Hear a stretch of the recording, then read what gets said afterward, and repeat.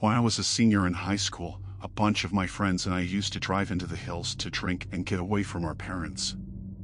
I was the driver one night and drove back 4 of my friends.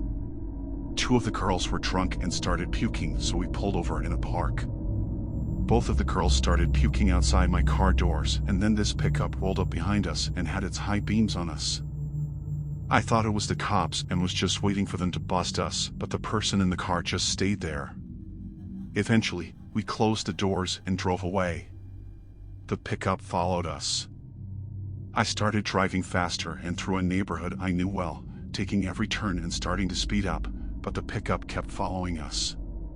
Eventually, my friends needed to puke again and we pulled over. The pickup stopped behind us and again just kept its lights on us. I looked through my rearview mirror and saw an older white guy with a beard. He started reaching for something in his glove compartment. At that point, I freaked out, told my friends to pull my other friends in the car, and floored it. We took a couple of turns and lost the guy. We stayed in the driveway of a random person for like 15 minutes and then decided it was safe. We turned back onto the main street and the pickup truck was waiting for us. I drove as fast as I could down the main street and the pickup kept following us. Eventually, at the bottom of a hill, there was a massive accident and a bunch of police cars and fire trucks. I started to slow down like I was going to pull over towards the police. The pickup overtook us, ran a red light in front of the cops, and I never saw him again. I have no idea who that guy was or what he wanted, but it was terrifying.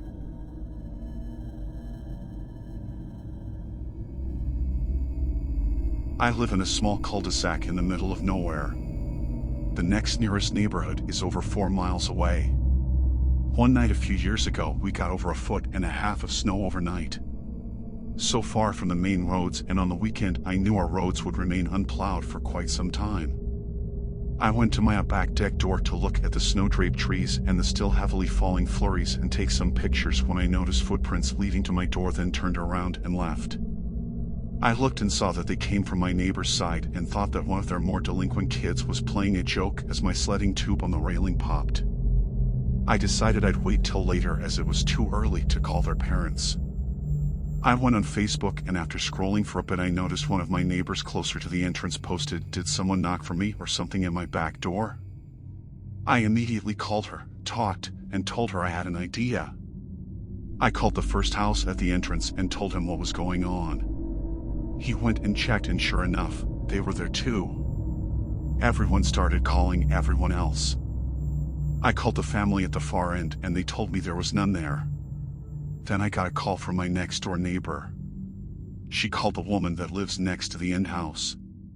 She said that there were footprints that led to her door, but none led away. We already called the police by this point, but now we called them back and said that it's an emergency now. They told us the roads are still all unplowed and they can't send a plow truck to clear the way as they are a privately owned company. The woman was losing it, so one of the husbands, huge bear of a man, across the road from her texted her to say he was coming over to invite her over. He came and she left. We put up one guy's live feed motion recording hunting cameras facing all exits. Nothing came out. Around 7 p.m. a plow truck came as well as 3 cop cars. The couple she was staying with, and she went to her house and stood in the doorway as the police searched. They found nothing. She begged them to keep looking, so they did. 2 of the cops went into the basement again. This time only one came up. He took her to the side room and we could hear hysterical crying. By now we are all out there. Me and a few of the other guys started towards the door when several police confronted us. They told us they found someone hiding under a cover opening in the stairwell that she didn't even know existed. A few minutes later, a scruffy man screaming and kicking came out in cuffs and was led away. In his little camp, they found blankets she just cleaned and put away in the room next to hers. She stayed in other people's houses for a long time before going back. Even then, she wouldn't stay alone. She sold the house the next summer. He turned out to be a thrill-seeking junkie who was on probation for assault against a family member. The cops told us that they felt like he didn't want to stay at his apartment after a fight with his roommate and drove off in his roommate's car from the county over and got stuck in our unplowed roads. And that is why you always make sure you lock your doors.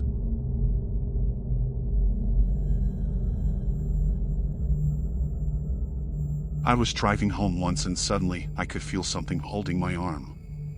It's like cold air, but a small part of my arm can only feel it. And suddenly I heard a whisper. Please subscribe to Unearthly Terror for daily horror stories. So please subscribe.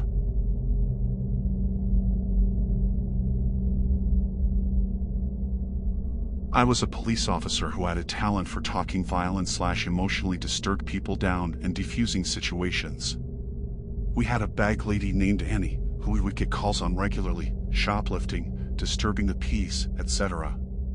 Depending on her mood, she would sometimes fight officers trying to arrest her. No one wanted to hurt her, so taking her into custody could be an ordeal. Also, Annie didn't bathe regularly, but she compensated by applying generous amounts of Stetson aftershave. It would make your eyes water and would stay in your car for hours. The first time I had to arrest her, I talked to her in my Fraser Crane voice and it went pretty smoothly.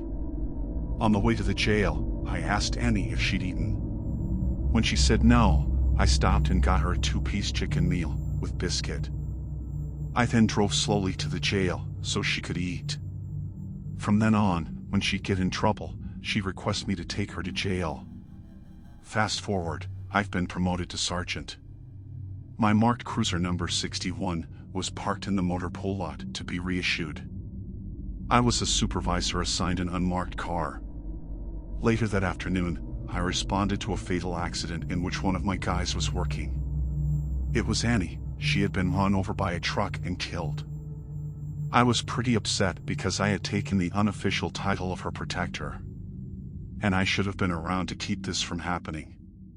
Later that night, a deputy from the sheriff's office called in and said someone was hiding in one of our cruisers in the back lot. I was heading in to do paperwork and got there first. The deputy told me via radio what car it was, number 61. I went to the car and saw no one in it. Another officer brought a key and we unlocked it to check for any damage, etc. When I opened it up, the first thing I smelled was Stetson aftershave.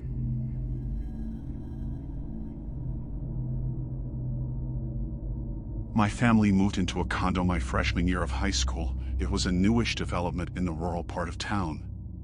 The first month or so went smoothly, but after a while my parents started talking about weird stuff that was happening around the house.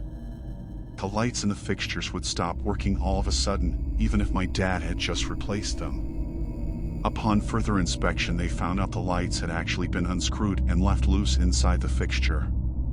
And these were those lights on the ceiling that kind of look like a boob, so it's semi-labor intensive to reach the actual bulb.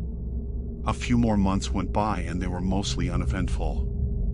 And then my mom moved into my bedroom. She had been sleeping on an air mattress, and one of the first nights she claimed that she woke up at 3 a.m. to the feeling of someone sitting on the end of the bed. Another night she woke up feeling like someone was trying to pull the blanket off of her from the foot of the bed. A couple weeks later she woke up to the sound of the window shade hitting the wall as if someone had lifted it up above their head and let it drop it back down. The next night she double-checked to see if the windows were closed and locked. They were. She woke up to the sound of the shades again and the bedroom door slamming shut. I was kind of skeptical about all these stories just because I never woke up to any of this, but I sleep like a rock and the house gave me weird vibes anyway, so I kept an open mind. Then one night, after my mom had officially abandoned my room, I woke up around 3 to 4 a.m. with sleep paralysis. It was the first time it had ever happened to me, so I didn't know what was going on. I was too busy panicking to look around the room. When I finally calmed down, I noticed this shadow at the foot of my bed. It was the distinct outline of a tall, thin man with a wide-brim hat. I just kind of looked at him for a while trying to process what was in front of me, and he didn't really move, he just stood there and looked back. I eventually closed my eyes and tried to go back to sleep. In the morning I told my mom what happened and she pretty much immediately scheduled an appointment with a medium. To put a long story short, the woman ended up telling us that the man I saw was a farmer who owned the land we lived on, and he was pissed that a bunch of strangers were squatting on his property. So I guess he was trying to spook people into leaving. I never knew any of the neighbors, but I wonder if they had to deal with the same shenanigans.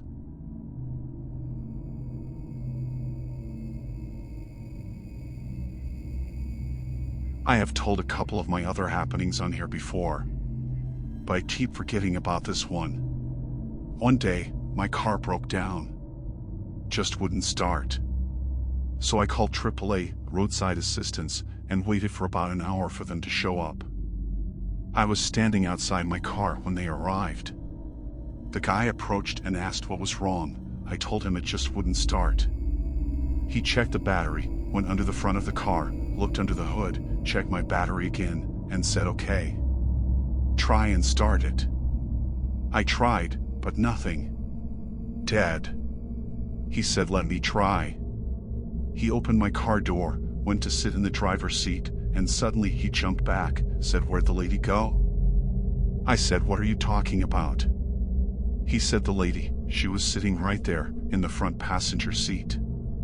He looked at me with a shocked, worried look on his face, and said she was right there, she was right there. I said no one is with me, I'm here alone. You've been standing here with me since you arrived. There is no one else here. He said I swear, a lady was sitting right there, when I opened the door, she disappeared. He said forget it, I'm not getting in your car. He went under the hood again, looked around, said I don't know what's wrong with your car, maybe someone else can help you. I looked at him and said what she looked like. He said she was white, with long blonde hair, a long white shirt, or a white dress. She was sitting, I couldn't tell. He shut the hood, said I'm sorry, I'll call another truck for you, maybe they can help you. He got in his truck and left. The other AAA driver showed up, jump-started my car, and I left. Of course, all the way home, I kept looking in the rearview mirror to see if anyone was sitting in the back seat as well as the front passenger seat. No idea what that was all about. I've said this before. Maybe my guardian angel. Even though it was daylight, I was all alone, in a somewhat vacant area. Maybe someone was looking out for me, a lost soul wanting to make themselves known. No idea.